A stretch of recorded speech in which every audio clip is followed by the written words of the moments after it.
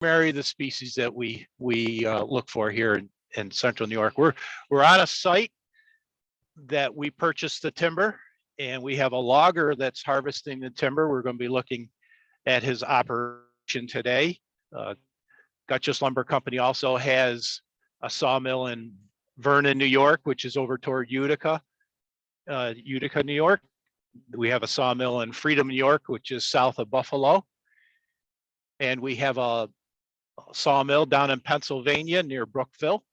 And then we also have a log concentration yard in Taconic, New York, which is South Albany, and that services the New Hampshire, Massachusetts, Connecticut, Vermont area. Well, I think it's really neat that a product that you are able to procure, that you're able to harvest from Central New York, goes around the world and is used in our daily lives. That's a pretty neat concept, that this wood, it could be used in China, or it could be used across town. That's really amazing. Yes, it is. And the wonderful thing about our hardwoods here in New York State and the Northeast is that if we take care of our forests and harvest them properly, that we can regenerate this forest and continually have forests around for future generations. And it's kind of interesting, in New York State, about 1880 in New York State, about 75% of all the forests were cut down. So there was only 25% of the land area of New York State had forest on it. And here we are, 2022, and in New York State, 70%, 65 to 70% of New York State land area is covered with forest. And those forests have come up because people were concerned about it back then, and made areas that would grow timber. New York State Department of Environmental Conservation planted trees, and the Civil Conservation Corps planted trees. So it is neat. Now, I think we always think of trees as slow growing, but I think that you're doing a really nice conscious effort to make sure that trees are planted, and that whenever you're cutting, you're planting. Is that how that works? So for the softwood stands, yes, Gutchess Lumber doesn't plant the softwoods, but there is softwood planting. But here in this stand that we're looking at, we have ash trees. If we come up and look, this tree right here is ash. And if we come over here, these trees are all ash. And unfortunately, these trees right now are being affected by an invasive insect called the emerald ash borer. It came from Asia. Unfortunately, it made it to the shores of the United States.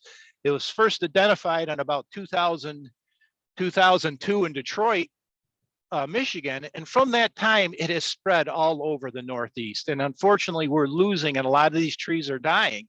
So this landowner is having us come into the forest, and we're going to remove these trees. The trees that have the paint on them are the ones that are going to be removed. The trees that don't have the paint are the ones that staying. And in this forest, if we look, the bigger trees are the ash trees, but the smaller trees, the smaller diameter trees, are black cherry and sugar maple and red maple. So this forest, even though it doesn't have big trees, it's still a forest. And this will be the new forest that's going to be on this site once we get done logging, harvesting the trees that have the paint on it. Now, some of these trees will make it as logs. The ones with the blue horizontal stripe, those are designated as the log trees. That's when we can get lumber out of. But you also notice we have some trees that are marked with this X. Marked with an X. And that's to let our timber harvester know that this tree is going to be cut down because this tree has defect. You can see the defect started in the tree. It's dying, some of the dead branches. And we're going to harvest this tree because we don't want that tree to go into the future, kind of crowding this nice young cherry stand that's around it. So that tree will be removed during the harvest to let this younger growth come on.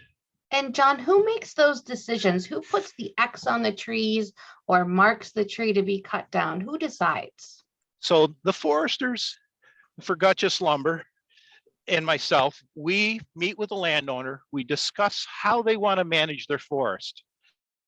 And we come in after we have an idea, we put a management plan together, and then we come in and start marking the trees that the logger will be cutting. Now we have to pay the landowner for those trees.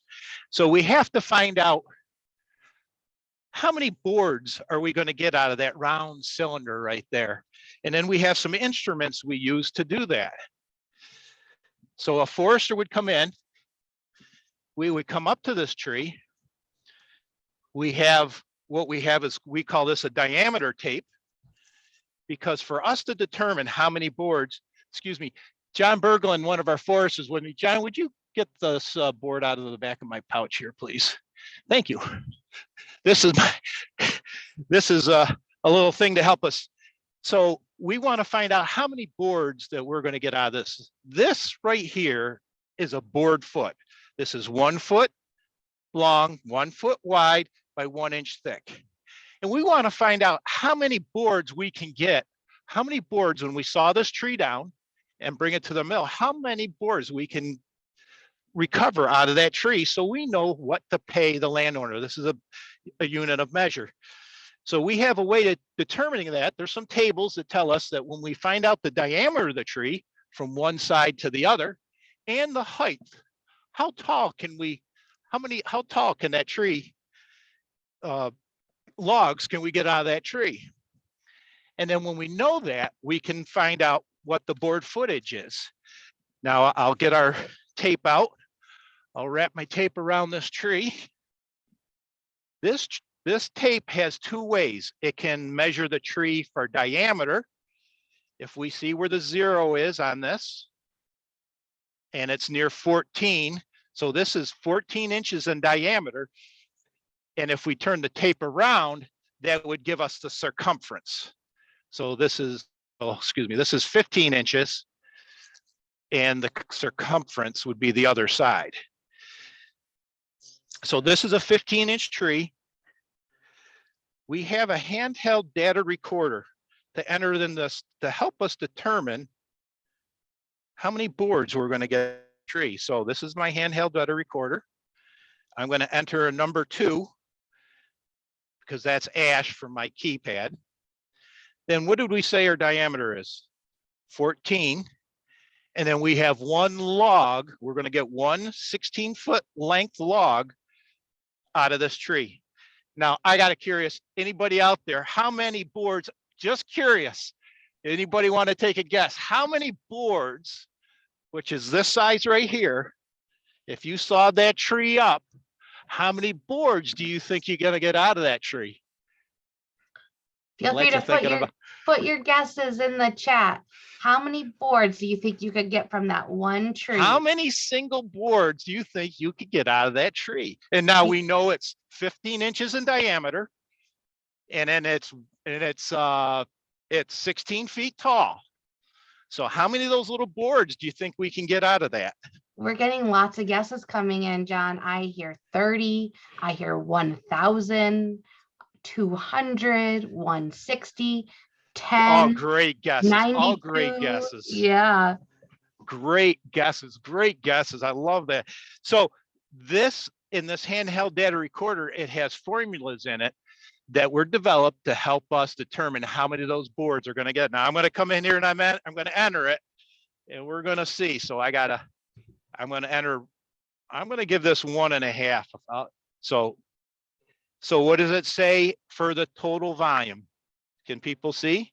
We can see 78. 78 board feet. So I can recover, and we can produce 78 of these out of one of this tree. So that's wonderful. It's a small tree. It's not a very big tree.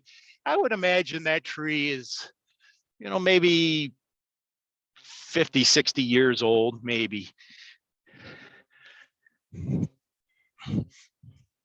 So, John, as we transition to the landing, I know we're going to walk and talk about a couple things. Miss McCarthy's class wants to know, how do you know what kind of tree it is without the leaves? That is a great question. It is a little difficult sometimes to determine the species of the trees, but what we do know is the bark of the tree and how it looks. So every bark, all the bark of every different species has a different look to it. The other thing, if you really want to be exact, is that you would need to look at the buds, and there's actually keys that will show you what the buds are and how each bud has its own characteristics on branching. So what's happening over here? What are we watching with the chainsaw? So we're watching right now Luke Gutchess, who owns the logging company, cut down one of the ash trees.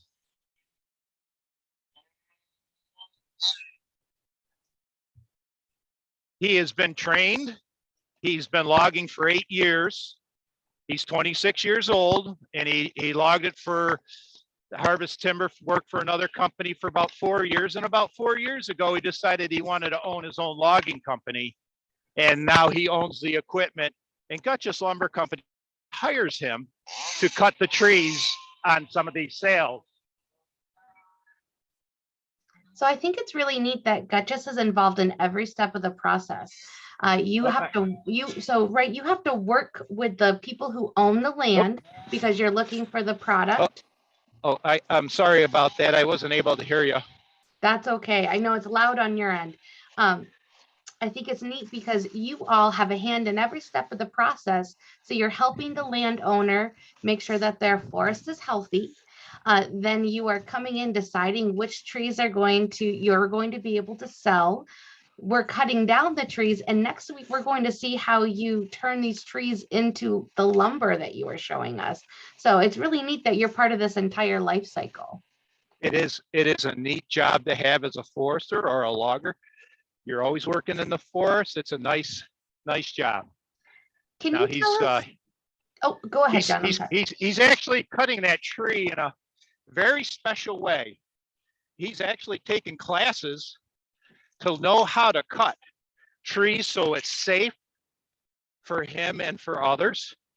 And that's the most important thing, is to make sure that they're safe. Speaking of safety, can you tell us about what Luke is wearing? Does he have to wear any special clothes while he's doing his job? Yes, Katie, he is wearing a special helmet with a face guard and ear muffs to protect his ears. And he's working those special pants that he's wearing. We call them chaps. They're chainsaw chaps. Those are in case that chain, which is extremely sharp, if he nicks himself with the chainsaw, that would stop the chainsaw from cutting his leg. So he's wearing special, and the boots that he's wearing, the orange boots, they have steel toes in them, so his feet are protected. So all that equipment he wears is for his protection. Miss McCarthy's class wanted to know, did he know where that tree was going to fall as he was cutting it? Absolutely, and that's the safest thing. So he made that cut, what we call the face cut, the first one, that's the wide open one. And then you noticed when he did the back cut, when he came in from behind, he put that wedge in that tree, and that wedge keeps it so that tree doesn't come back on him or his equipment. So he put that tree exactly where he wanted it. Now, does that happen all the time? I'd like to say yes, most of the time. There may be one instance where it may not, but he wants to be safe, and that's the whole thing that they're trying to get, is the safety and getting that tree down without getting anybody hurt. Now he's hooking the choker up, which is a cable. The skidder that we see right now is a John Deere skidder. It's a cable skidder. That means the cable goes out and the tree will be pulled to the back of the skidder, and then he'll pull that out to the landing where it'll be bucked up into logs. And so I see many trees already hooked up to the skidder. You'll be pulling all of those to the landing at one time? They'll be pulling all those to the landing at one time. He would be, I would say approximately you're looking at 5 tons of wood will be behind the skidder. It's a powerful skidder. I think it's 160 horsepower. So it's got a lot of torque to pull these trees. And it's specially made to go in the woods, and it's an articulating machine.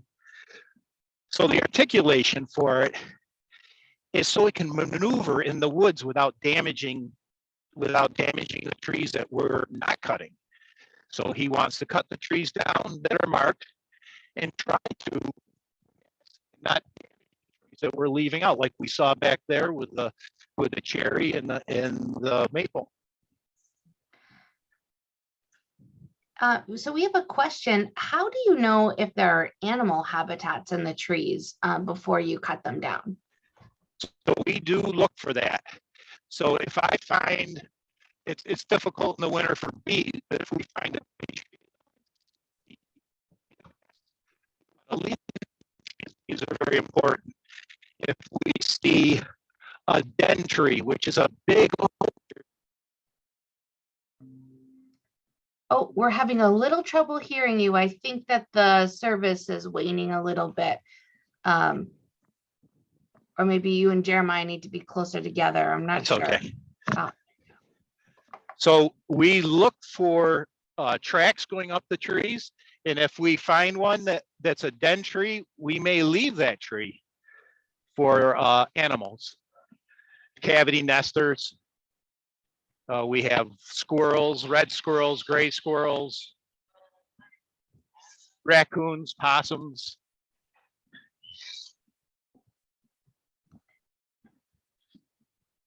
So what's Luke doing now? What is he working on? Luke is now bucking the top off the tree, and he's bringing out the usable part for our logs and our lumber. The top of the tree where all the branches are, that will be left in the woods right where it and that in itself will help for animals too, because what we find is when we cut down these trees, there'll be deer that'll come down and feed on the tops of these trees, because the deer love the buds of these trees once they're harvested. And Miss Briggs' class wants to know, they're a pre-K class, do the trees have to be a certain size in order to be considered for lumber? For lumber, we need the trees to be at least 14 inches in diameter and larger for the lumber that we make. So the trees have to be 14 inches and larger in diameter, and they can be 8 feet tall or they can be 30 feet tall. And oh, here's kind of an interesting thing is if we look over here, you see the stone pile right here? You see the stones that we right here? See how they kind of make like a little box? My guess is this was an old homestead at one time, maybe over 100 years ago, that this was a homestead. Somebody would try to live here at one time, and this was a forest. They cleared it, and now it came back forest, and it's still forest. But you could see the trees that are growing up in the middle of this little stone foundation. I mean, all the boards have rotted and the top's gone, but it is an old foundation. It's been here a long time. Now we have lots of questions coming in about how many trees could Luke and his logging company cut down in a typical workday? A typical workday will be 20 to 30 trees that he can harvest a day. That's cutting the trees down and bringing them out. And now he's going to take them out. We're going to follow him right now to the landing. And as we're following them to the landing, we're watching the cable pull that log towards the skidder. We have a question. Why are there chains on the skidder tires? The chains need for him to get traction. We're working in the winter, and really winter's the best time for logging. This is absolutely the best. This is when the ground is usually frozen. It's not quite right now, but it's very close to being frozen. And the chains are used for the skidder to get traction to go up this hill. And that's quite a bit of logs that he's pulling up right now. Do loggers have a quiet season? Is there a time where they are not in the woods harvesting logs? That's a good question, Katie, too, is that usually in the spring when the ground is soft is when the loggers may not work. We work in the summer, we work in the fall, and we love to work in the winter. So springtime when the ground is soft, we don't want to be working in the woods because we create mud, and it's not good. We have an awesome question from Sean. He wants to know, what's the impact of the equipment on the forest? It seems like the skidder is leaving a lot of tracks as it moves through the woods. Sean's got another great question. Sean, what you're pointing out is rutting. Now, right now with the snow and the dirt, it may look not very good, but it's not sinking down deep. Some of these ruts may be a foot deep, but this is not rutting.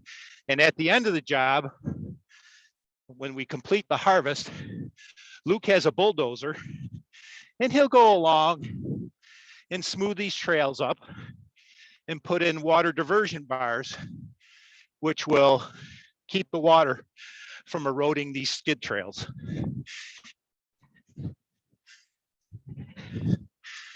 So you are here on this landowner's land, and you are harvesting their logs to pay them for the wood that you harvest. When might you come back to this spot? How many years until you come back to harvest again? So for this woodlot, harvesting intervals are dependent on what the landowner wants, but in general, you're looking at every 15 years. So every 15 years, you can come back to this site and harvest again.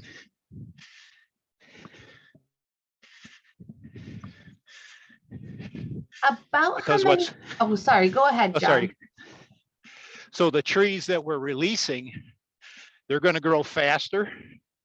They're going to grow straighter because they don't have to compete with the shade of the larger trees that are over the top. So they'll get plenty of sunlight and they'll grow. They'll grow fast. Now this forest we're walking in right here is not a hardwood stand, of course. This is a conifer forest. It's Norway spruce. And a lot of this lumber, we don't harvest it, but other companies would. This material is used for framing, what we build houses out of, spruce 2x4s and spruce 2x6s.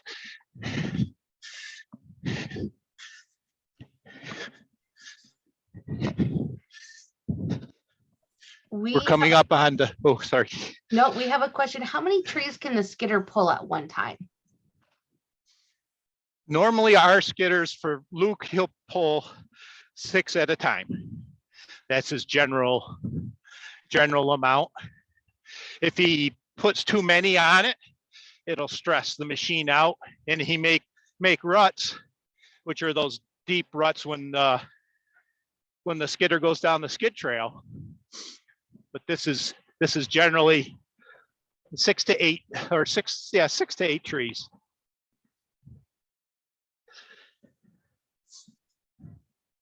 Now what we're seeing is Luke's father's working with him today. Luke owns the company. He's 26 years old, and as I mentioned, but his father helps him out, and his father's right now in the loader, and this loader is going to put it on what we call a buck saw, and a chainsaw will come out and buck the tree in the right size for the right size.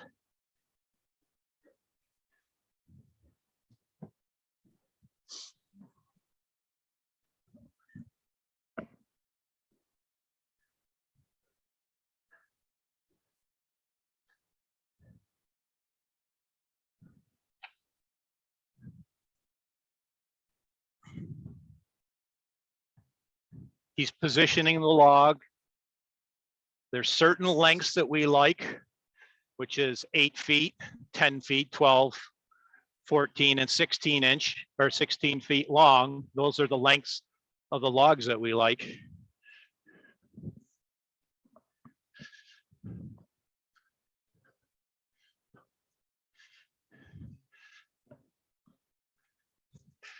Yep, back. We got to back up a little bit here.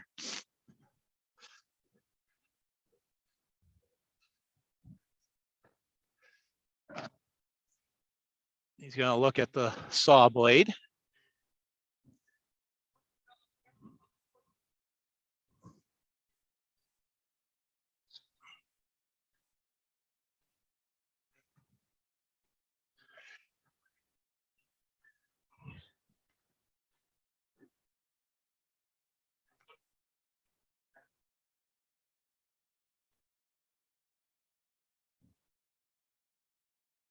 And then we also have one of our log trucks. They're picking up the logs now that are going to be bucked, and those logs are going to be moved to the mill today.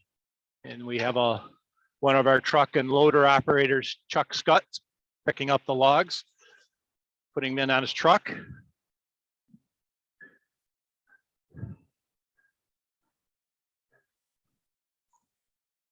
So when Luke was removing the branches and the tops of the trees, that was called bucking, but this is also called bucking. You're still working to get the log to the size that you want. Yes, correct. Yep. Yes. We just saw the saw come down.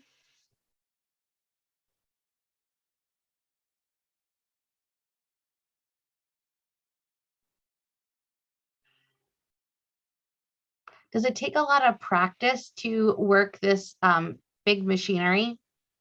Yes, it takes a lot of practice. There's a lot of levers in that cab and a lot of gauges to keep track of.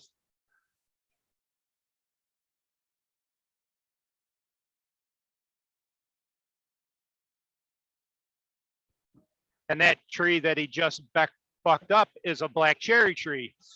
So those small trees that we saw down in the forest when we first started will grow and become these beautiful, nice black cherry trees. And that, of course, that black cherry lumber is beautiful lumber.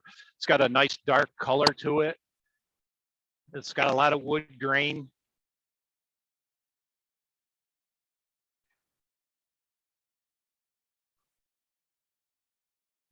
And so we have the one machine that is cutting the logs to size, and then we have the other loader that's actually loading it on the truck to take it to the mill. Is that right? Correct. Yes. And everyone is working together to get their job done. It's very, very neat to watch. Yep. And Sean has another question. Again, I like this question. Is it fun to cut down trees? It is fun to cut down trees, and to do it safely, that's the most important thing. And it's the challenge. That's why Luke Gutchess is in the logging business, is that he enjoys the challenge every day of working with the environments and his equipment and the trees and seeing what he can produce every day. Now, we do have other logging companies out of Gutchess Lumber. We have 20 to 30 logging contractors that work for us that cut timber in central New York for our Cortland operation. And some of them are fully mechanical, which is they have timber cutters that are on tracks where they grab the tree and cut the tree down. And then they have a forwarder machine that has a loader on it and it loads it in the forest and it brings it out. And we have several contractors like that. They have that.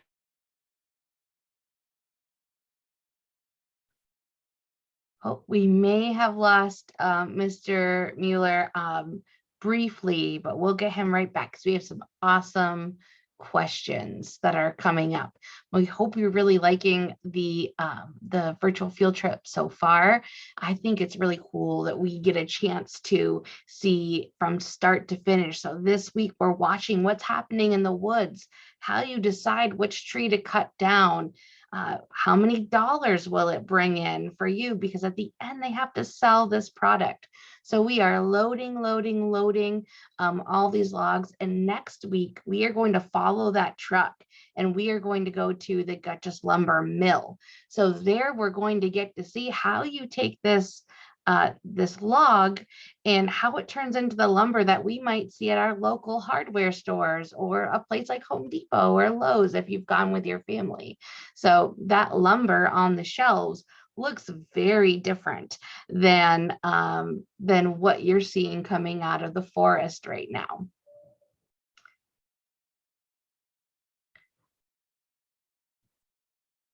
So we have some awesome questions coming in when Mr. Mueller comes back. I really like Mrs. Case's kindergarten's class. So we're going to be asking Mr. Mueller about how did they move logs before loaders were invented and skidders.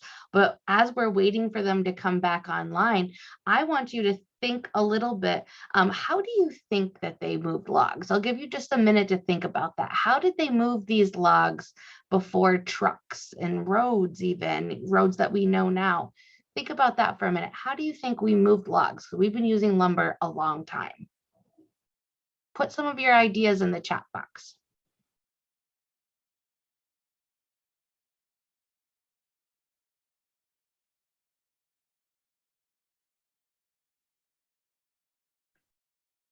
I see some great comments coming in.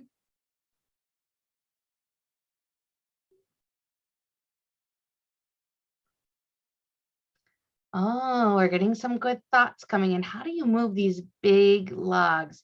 I'm hearing rivers. I'm hearing with horses. Oh, I see horses and wagons. So there's some really good ideas coming in, but we'll have to ask our expert, Mr. Mueller.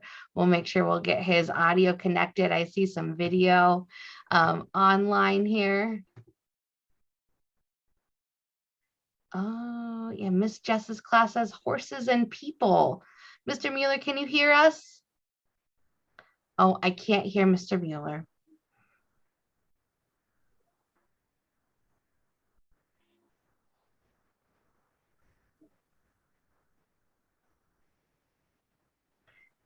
As we're waiting, I really like Mr. Saychak's note about rivers. I think that's an exciting concept to consider. How did water and access to waterways play a role in moving? There you go. Oh, there we are. Hi, Mr. Mueller. Sorry about that. No worries. Hey, we were just having an awesome discussion about a question Mrs. Case's class asked. They wanted to know, how did they move the logs before loaders and skidders were invented? I wasn't around then. I know I'm old, but I'm not that old. But they used to do this with horses and ramps, and that's how they used to do it. They used to use horses and ramps to pull those logs on carts. And in some places up in the Adirondacks, they cut down the trees and put them in the river and floated them down to the mills. The mills were situated on rivers, and maybe 10 miles, 20 miles upriver, they would cut the trees down in the winter, skid them out to the river, and then they would float them down in the spring to the mill, where the mill would pick up the logs and then saw them into lumber. Well, and I don't think they had the safety equipment that you have now. It was a pretty dangerous job. Pretty dangerous job. Yeah. Yep. Well, I think that our classrooms are right on as we think about how technology has evolved. But we just wanted to have one other question for you, Mr. Mueller, before we end today. Now, is every log the same quality? How do you decide what log is a high quality or not? Are there different grades that you use? Yes, Katie, there's different grades. So the highest grade log, which is worth the most money per unit, is called a veneer log. That log has to be absolutely perfect on the outside and perfect on the inside. That means no defect. As we look at this log right now being bucked, this log has brown heart. You see how the rot has already started to rot that tree? You see the white on the outside, the sapwood, and the heartwood is already turning brown. So that tree is what we call senescing. It's starting to die a little bit, grow slower, and it's got defect. The veneer logs have no brown. They're absolutely white, and they use those logs to spin them and cut very thin pieces of lumber off it that makes for plywood and for cabinets. Then we have another lower grade log that may have some defect in it. That will go into lumber. And the lowest grade logs are cut into pallet wood that's used to move products. So the pallets are built for products to be stacked on, and that's made out of the forest lumber. It doesn't have to be clean. It just has to be sound. So there is different grades of logs. So these logs, the cherry that we're looking at, if we come up to this cherry,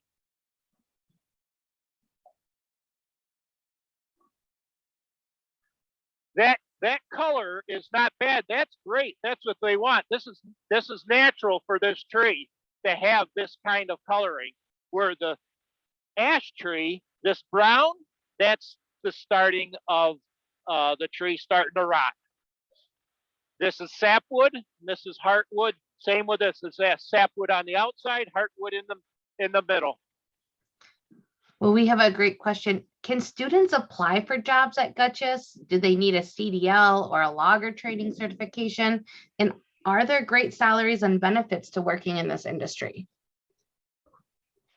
In New York State, I think the timber industry is a $13 billion business in New York State. There is jobs in the timber business for people that want to drive trucks like Chuck Scott here is. He has to have a CDL license. He's been with the company a long time. He needs to know how to use this loader to load the trucks. So not only does he need to know how to drive it, he needs to know how to load it. Luke Gutchess, he learned a lot working for another company, but he's gone and he took training courses from the Empire State Forest Products Association and the New York State Timber Producers Association, put on classes called Game of Logging. And in those classes, there's instructors that will show you how to correctly cut the tree, how to maintain your equipment, how to follow all of the rules and regulations by the state and by the federal government.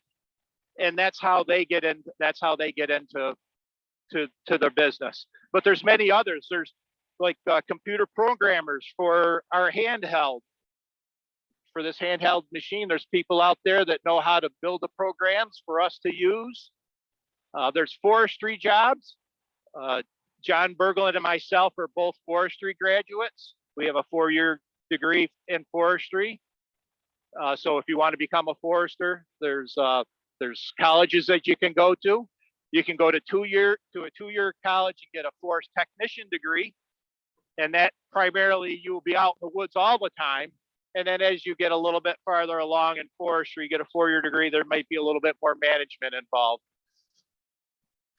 Well, Mr. Mueller, we can't thank you enough for the time you were able to spend with us today and all the technology, equipment, and the really awesome thought that you put into making sure our forests are healthy and that we have a product we can use every day of our lives and that we interact with every day of our lives.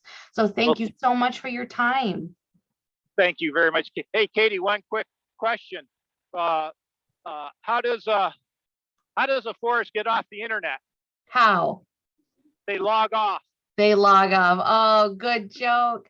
Well, thank you so much.